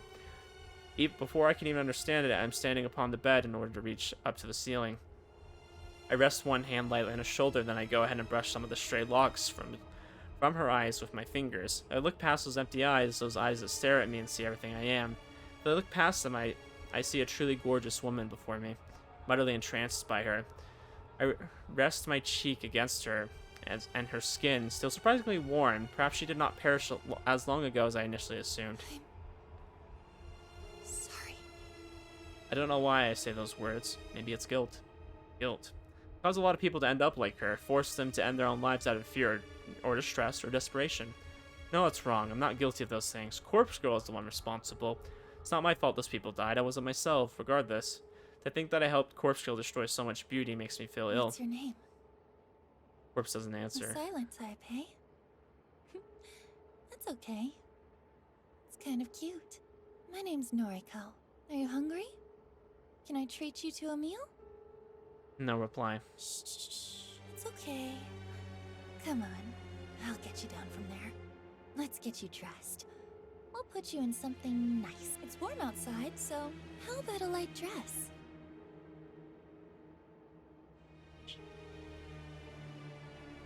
Takes some time to unloop the rope from her neck and return her to the floor safely. Some parts of my subconscious knows exactly how to move her carefully, to dress her, to apply her makeup and bring out her inner beauty. Can't recall if I've done something like this before. Have I taken a corpse out to dinner before? I can't recall if I just read about it in a book or if I experienced a similar situation. Just because she's dead doesn't mean that I shouldn't treat her right. Just because she's dead doesn't mean she's not beautiful and worthy of my love. After a bit of time, my gorgeous friend is dressed to impress. We're ready to go out for dinner. She's not very talkative, so I'll place her, order, and keep the conversation going. People might look at us, they might stare, even judge us, but we'll be okay. We're two beautiful young women simply enjoying each other's company. She'll start to decay soon like a strange flower wilting moments after being taken out of the water. As for me, I think I've been decaying for a long time. Or long enough. What is it? For a long time. I hope this nameless corpse girl can help me feel alive again. She offers me a slight smile as I take her hand and lead her out into the blinding lights of the hallway. I blush. Oh. Okay, that is an ending. Sure. I want to see which... That's unlocking the false ending.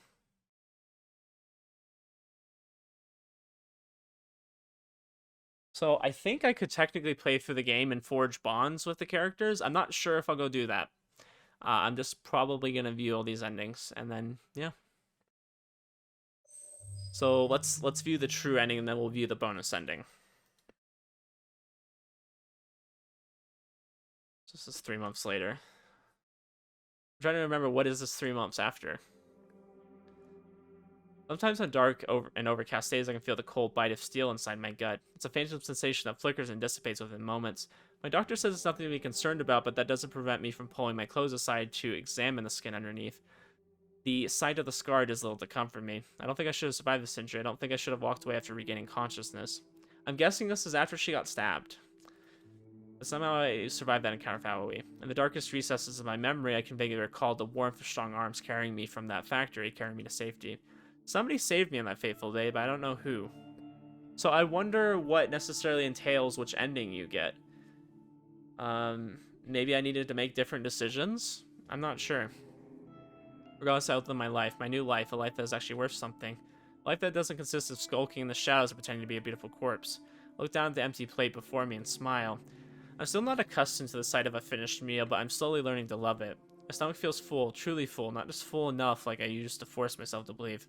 But I'm 4 pounds recently, 4 good healthy pounds. My cheeks glow with vitality and my skin is no longer the sickly color of gassy flesh. The waiters at this restaurant are probably getting sick of seeing me here every other day, but I don't mind. I eat well, and I've learned to cook at home too. Tomoe of all people taught me how to prepare dinner. I never expected to study the culinary arts under someone like her. But she has a knack for bringing out the flavor in food. She says she picked up a few things from years of caring for her kids' siblings. I'm learning a lot from her. Push my plate to the side and take a sip of water. Time to pay the bill and get going. There are things to do tonight after all. Going back to the factory. Months have passed since the last time I set foot in these cursed grounds. The wafting stench of decay evades my nostrils and threatens to make me spill the contents of my stomach on the asphalt. The stench that I was once completely accustomed to. Now it's a sickening reminder of the person I used to be not so long ago. I didn't want to come here tonight. I didn't want to come here ever. Yet here I am. Call it a hunch or premonition and just a bad feeling, but some part of my mind urged me to visit this place after seeing a strange text message this morning. Text message that seemed both alien and familiar at the same time. The solitary word decorated the contents of the message. Goodbye. What drew my attention the most was the image attachment, a photo of a young woman. The young woman bent over backwards, her face obscured with matted hair and blood, and her chest exploding open from the inside. The young woman in the photo was me. It was an image of my own corpse. The craftsmanship was excellent. The cadaver used to replicate my body looked just like me. My first assumption was the human removal service sent this photo to me, but upon a moment of deliberation, that didn't seem to be the case. The human removal service's activity has declined rapidly as of late. The number of murders or suicides, depending on how you look at it, across Tokyo have accelerated so quickly that it's almost as if the human removal service never existed at all. Besides, the organization had a particular trademark when sending out doctored corpse photos. They would include instructions with the message. Instructions for the victim to follow, usually involving the murder of another victim. The message I received simply said, goodbye. My corpse photo feels personal. It's typical of the work I used to perform. It's almost as if somebody took over the identity of Corpse Girl, the one role I once fulfilled. That's crazy, isn't it? Take a deep breath and stride towards the factory's entrance. I almost choke as I breathe in the thick air. The stench of death hangs like smoke inside the factory. The place looks just as it did when I was last here. The notable exceptions are the fresh cadavers displayed here and there upon the warehouse racks. Somebody is living here. Somebody is continuing Corpse Girl's work, and somebody thought it would be wise to target me as a victim. Me, Noriko Kurosawa. Somebody made a fatal mistake. Animalistic instinct rises within me as my legs move with purpose. My feet claw at the damaged concrete ground with every step. I'll kill the new Corpse Girl. I'll kill her and bury her. Enough is enough. I'll end the cycle of death that I started so long ago. Who are you? Oh, she's gonna see her dressed up like that. A meek voice slinks from the darkness, tugging inside the veil of silence ever so gently. I concentrate hard in order to identify the direction it came from. If I'm taken off guard even for just a second, it may be the end. My left. The voice came from my left. I spin on one heel and immediately feel bile rising in my throat. May I help you with something? Oh boy, oh boy. Oh boy, oh boy. What the fuck is this? My name is Noriko. Noriko Kurosawa. It's nice to meet you. What's your name? Aoi? Is that you? I feel like I'm looking into a twisted mirror. The girl before me is not me, and yet... Are you here to buy a corpse? I have plenty on display. You can browse as much as you like. But that one on the end of the rack is reserved. Sorry. She runs her grimy hands through her unwashed hair and scratches her scalp violently. A fleck of spittle drips from her lower lip as her eyes glaze over. This is Aoi Sato. Despite the hair and makeup and the clothes, mild clothes, her voice is the same as I remember. Knock it off. You're scaring me. Who is Aoi? Is that your name? Well, it's nice to meet you, Aoi. My name is Noriko. Moment of clarity brings immediate understanding. Just like I was born between my own identity and that of Corpse Girl, Aoi has become me. But her transformation has been kind to her. Any recognition of her previous self has vanished. She doesn't even know her real name. After everything I've been through, I should be more forgiving to someone struggling with their identity. I should be understanding and sympathetic. Aoi, Noriko, gasps for air as my fingers clench her throat. I ran my knee into her stomach and smashed her into the warehouse racking, causing several stiff cadavers to crash on the ground around us. Stop! Aoi has lost herself. She has discarded all remnants of who she once was. I'm fine with that. I can almost relate to it. But I am Noriko Kurosawa. I've reclaimed my true self, and I won't let her become me. I am Noriko Kurosawa. And she stabbed me and left me for dead and will not take my life away from me. Die! Press Aoi against the steel racks to feel something within her frail body either bend or break. Her dull, tired eyes begin to droop, and the hands scratching at my wrist suddenly give up the fight. I realize I'm panting heavily as I clutch her neck, my own ragged breathing synchronized with mine. It's almost as if though we were one person. She is not me. Are not me! I scream and feel my fingernails puncture her skin. My fingers pierce her neck and drill into her flesh, stopping only when they clasp tightly around her spinal column. With all the strength I can pull from within me, I twist my arm and throw Aoi to the blood-splattered concrete. She hits the ground unceremoniously, her lightweight body barely making a sound as her vacant dead eyes stare up at the cracked ceiling.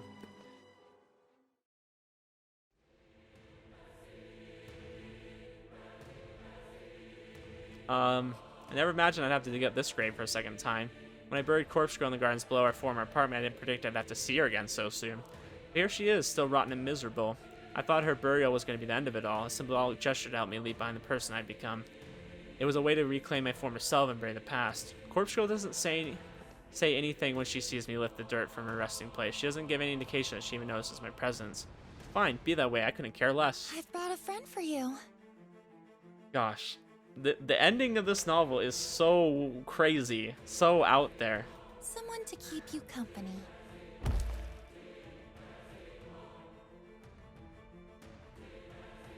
With a great deal of effort, I hauled the body of Aoi into the narrow pit and let it collapse beside Corpse Girl. The girl in my old clothes seems to cuddle up to her new companion. It's almost fitting that the person who became me should rest eternally beside the person I tried to become. I think I can rest easy knowing that they're both in the ground. I think nothing further can prevent me from being Suppose Noriko. I should say a few words. You were my best friend, Aoi, and I'm sorry I couldn't save you. I'm sorry that I only ever wanted to save myself. I hope that you at least found some happiness by becoming me. Goodbye. I clutched a small shovel in my hands and began to fill in the makeshift grave. Dirt and rocks pile into the pit slowly. I mistake the faint howl of the wind as a final moan from the girl I once knew as Aoi. Covered in dirt and grime and blood and muck and God knows what else, I collapsed on the floor of my new apartment. I'm very fortunate I managed to find this place. Someone moved out in a hurry and I was able to move in right with just the first month's rent paid up front. Don't know if I'll be able to afford next month's payment, but I'll face that challenge when it arrives. For now, everything is finally over. I should shower or bathe or at least scrub the filth from my skin, but I'm so tired. I'm exhausted. This is the price of being Noriko Kurosawa. I roll over onto my side and grab my phone, slowly bring it to eye level. An involuntary frown masks my dirt-encrusted face when I notice the icon for one missed call on my screen, an unknown number. Short message tells me that the caller left a voicemail. I don't know who would have called me at such a late hour. It's well past midnight after all. Close my eyes and let the voicemail play. Hey, Okay, I figured it was him. bit late. Sauce. We should talk. Call me?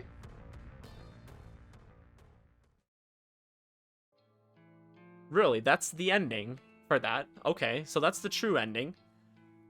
And then I guess you would go into the epilogue from there, right? Huh. These are just some crazy endings. I mean, they're just very out there. So we've already seen the epilogue. Let's look at the bonus ending. Ooh, we can see what happens to Tomoe.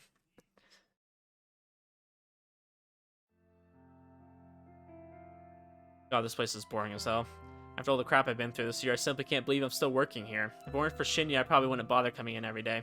But I want to patch things up with him. If I keep talking to him in the office, surely I'll call my way to forgiveness. Speaking of him, here he comes now. Look at him. He walks past his desk and doesn't even acknowledge my existence. How can he ignore me after all the time we spent together?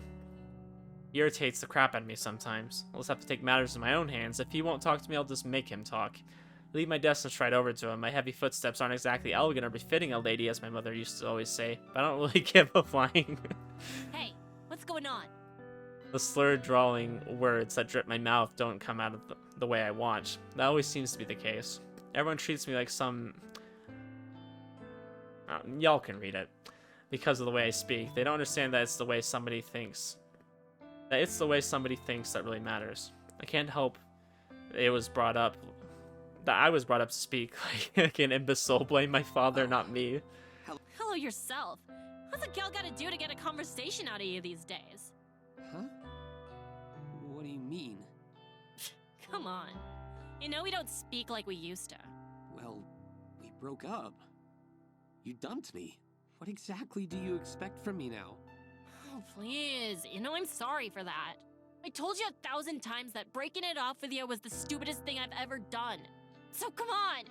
Get back together with me, will ya? Tomoe, you broke my heart. Yeah, I know. Shinya, I really love you. I like how this is the only solid relationship we ever got out of this game. This is the only couple that isn't absolutely crazy. Now, I'm not saying they're perfect. They do have a little bit of crazy in them, but they're not anything like everybody else in this game. I need you. This is like the most solid relationship we have. I'm not only one to get embarrassed, but letting my feelings hang in the air between us really makes me Did you hear uncomfortable. about my father? Huh? wasn't expecting him to shrug off my confession with a swift change of Track topic. down an important member of the human removal service. Jeez, not this shit again. Can't you just let it all go? No, I can never do that. I'm going to get to the bottom of it. I hate to tell you, the game's already over, man. I could use a hand, if you're willing to assist. Having someone by my side with insider information would be rather handy. Don't you agree? Okay, so he knows about her involvement. Ugh. Kind of blindsided by his request. I know that he knows everything. I'd be stupid to pretend he hasn't figured it all out now. He knows of my involvement with Noriko. He knows that I had a hand, however indirect, in the suicide case that Corpse Girl painted across the city. I'm not going to judge you for working with Noriko. If you can help me bring the greater perpetrator to justice, the head of the human removal service, then I think it may have been a good thing that you did what you did. That's so. You'd forgive me for getting involved with such stupid shit? Yes. I'd have no choice but to forgive you. And maybe we can even move further forward. These two get a happy ending, but we've already seen what happens to everybody else. This freaking game. You know, he's just saying what I want to hear. He can be manipulated in his own way. But if there's a chance I can make up for the crap I've done and win Shinya over again, then I have to go for it. Right. Sign me up then, or whatever. I'll help out. Thank you, Tomoe. I'm going to interview the individual involved with the human removal service. Are you allowed to do that? Of course. Father said I'm an important member of the investigation team now. I'd like you to come with me. You might be able to point out any inconsistencies in his testimony. So, I'm going to talk about this probably more once we have, like, the ending. But I'm like, man, why didn't they just have this be a part of the actual game? Why is this a bonus ending? I feel like this is kind of very important to the story. And it's like, sure, we're getting it, but it's kind of like... It kind of takes you out of the moment when you know this is just an ending. This isn't part of the story. I really feel like the whole ending, like... Honestly, I feel like after Act 1, this whole game just was like a roller coaster. And it was going down with a few ups along the way to give you kind of a rush. But it was just all a mess. Yeah, I Such don't a know mess. about that, but I'll do my best. The first time in a long time Shinya smiles at me. Okay, I was gonna say, that's not the ending, is it? Ah, shit, man. I told you, I don't know. Can you just leave me alone? This guy's pathetic. Every time I open my mouth, he flinches and recoils in terror, like he thinks I'm gonna hit or stab him. Listen here, you little shit. If you don't spill the deets, my man here will crush your fat skull into dust. Tomoe, maybe you should let me do the talking from here on out. Yeah, probably. Whatever. Hey, at least I can laugh at this ending. The other endings were so freaking dark. It's like, what? Back off and let Shinya take my place. I talked him up, so I thought he'd be pleased, and maybe I just annoyed him. Mr. Matsumoto. Please, just call me June. Hey, nice try, mister. I ain't your friend. You can address me formally. Thank you very much. He folds his arm across his chest and adopts the pouting expression of a child. Yes. Well, as I was saying, Mr. Matsumoto, you understand why you've been brought in for questioning, yes? Yeah, man, but, like, I'm totes innocent, you know? I don't Sure. even know nothing about the human removal service. You guys think I'm involved, but you haven't given a reason why you think that. Shinya retrieves a small pocket notebook from somewhere and flips through the pages. After a moment's silence, he clears his throat. Several witnesses, plus a security camera, placed you at the scene of a murder just 2 days ago. Now, it's apparent you weren't the culprit. However, your activities at the time of the incident were questionable at best. Oh, what activities are you referring to, Detective Man? You were cheering, and I quote, "Kill him dead. Kill him dead."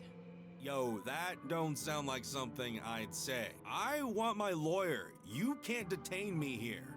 Mr. Matsumoto, you willingly came here when we contacted you. You are not under arrest. This is ludicrous. Ludicrous, I say! Be that as it may, I have a few more questions. One witness declared that you followed the masked culprit after they fled the scene of the crime. Is there any truth to this claim? Huh. Oh man, like, I just needed to go the same direction, you know?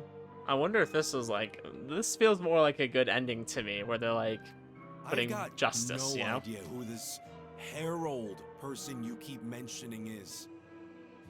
Shinya raises an eyebrow and casts me a dark look. I just Never shrug. mentioned the word herald.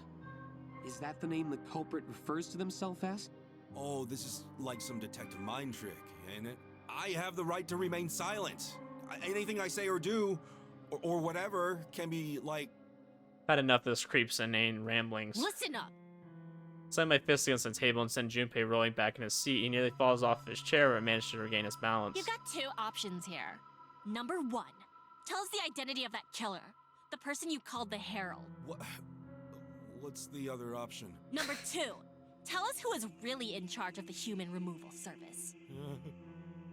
His sweaty, pulsating forehead is glowing red. I can't betray the identity of the Herald. I just can't.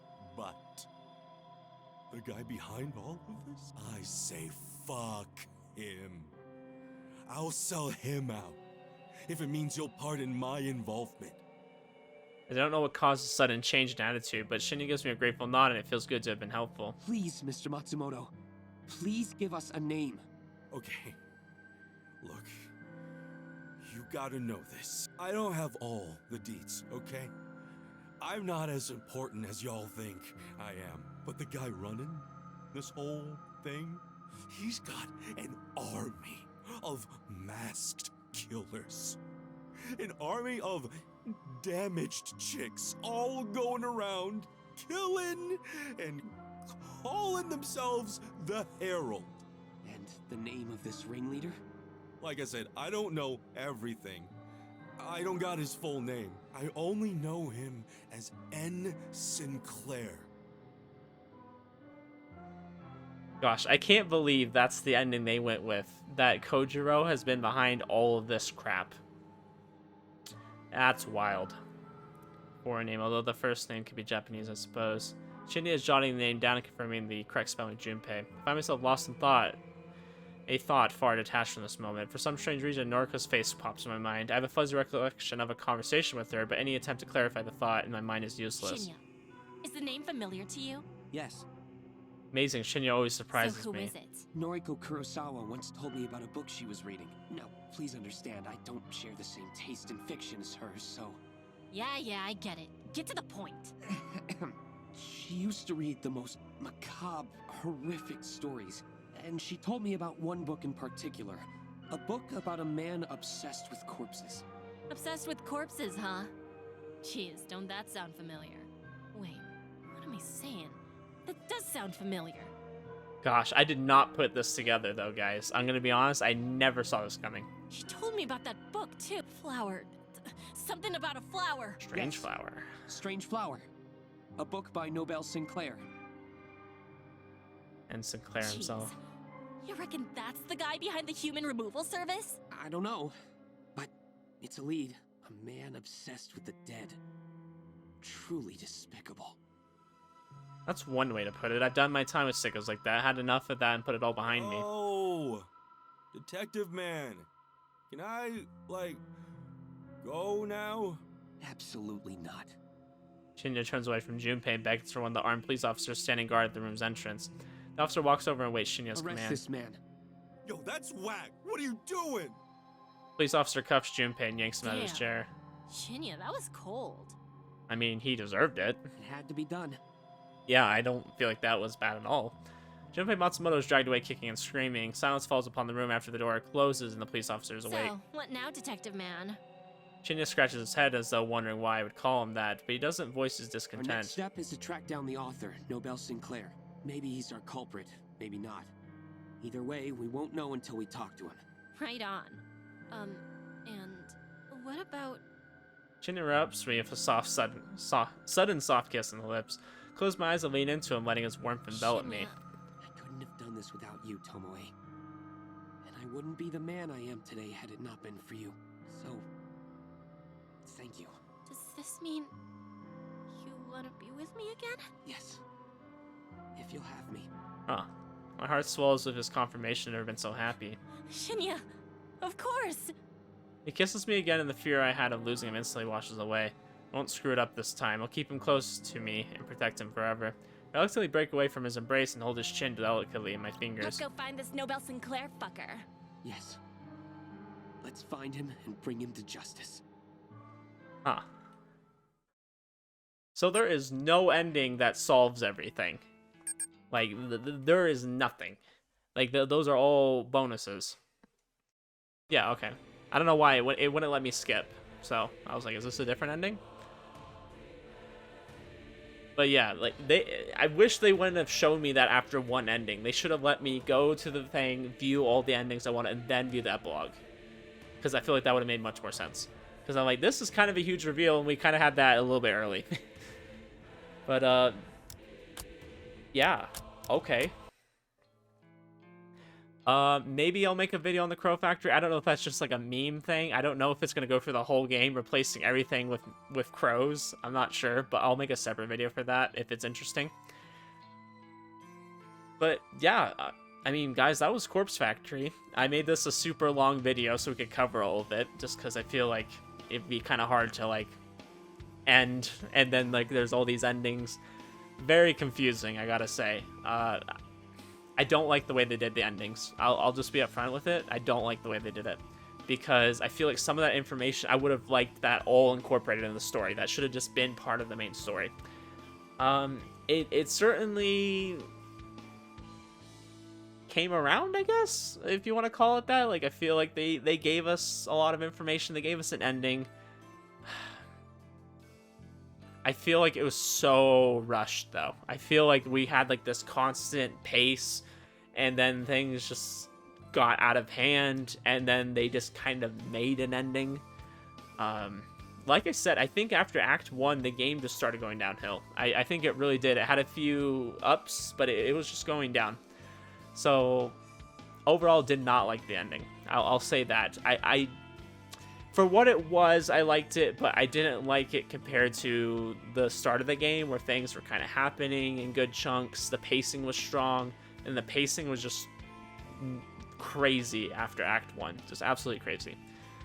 But, I would have liked if they didn't do all the craziness with the characters that they did. Like, Aoi's character, I came to hate. Kojiro's character was interesting. So much more to him than you ever would have thought. I liked his character, though. But, I'm not sure if I liked... I liked his part of the ending, I guess, that he was Noble Sinclair. I think that was cool. That made sense, now that I think about it.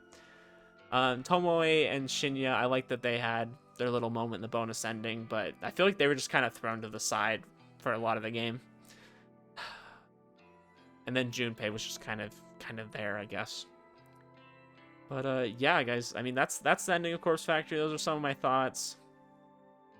I mean, it's not, like, a terrible game, but I was just kind of astounded by this ending, honestly. It was very unexpected. Very different. But, you know, that's okay. They chose the ending the way they wanted it, and I'm okay with it. I mean, I did enjoy it, but it was out there. And having the ending separate like that, just...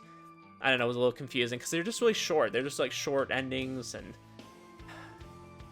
there wasn't much build-up to them. Maybe I had to go through the story again, and maybe go through certain parts. Maybe there would be extra content. I don't know. But it is what it is, guys. I'm just going to end it here, and I appreciate you guys following along with me. I enjoyed reading your comments. I really did. It was nice having you guys guess along with me what was going to happen, because I certainly didn't expect this. I can say that. It was very out of left field. But anyways, guys, I'm going to end it here. This will be maybe the last episode of Corpse Factory. Maybe I'll do Crow Factory. I don't know what exactly that is. But anyways, guys, hope you enjoyed it. Have a good one.